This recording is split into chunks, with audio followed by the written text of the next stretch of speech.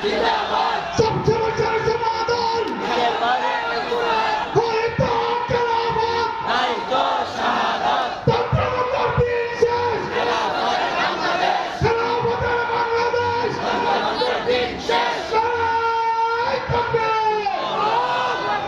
মুহতারাম হাজিরিন, এই জন্য ধর্মনিরপেক্ষ মতবাদের পক্ষে হিন্দুরা কথা বলতে পারে, বৌদ্ধরা কথা বলতে পারে, ইহুদিরা কথা বলতে পারে, খ্রিস্টানরা কথা বলতে পারে, কারণ এই ধর্মনিরপেক্ষ মতবাদ ওরা আবিষ্কার করেছে ইসলামের বিরুদ্ধে মোকাবেলা করার জন্য, ইসলামের অগ্রগতি রুখে দেওয়ার জন্য।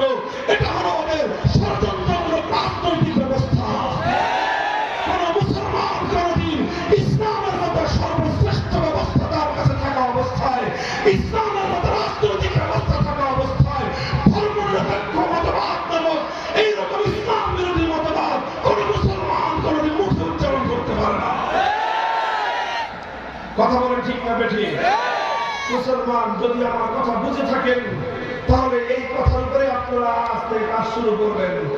যারা আওয়ামী লীগ করতেন তাদের কাছে আমার বিনীত অনুরোধ, যারা আওয়ামী লীগ রাজনীতি করেছেন আপনারা আত্মপ্রবঞ্চিত হয়েছেন, আপনাদের নেতা নেত্রী আপনাদের সঙ্গে ধোঁকাবাজি করেছে, ধর্মনিরপেক্ষ মতবাদের নাম দিয়ে মুসলমানদের ঈমান হরণ করেছে। কাজেই আর কোনদিন এই ধোঁকাবাজির ফাঁদে পা দিয়েন না।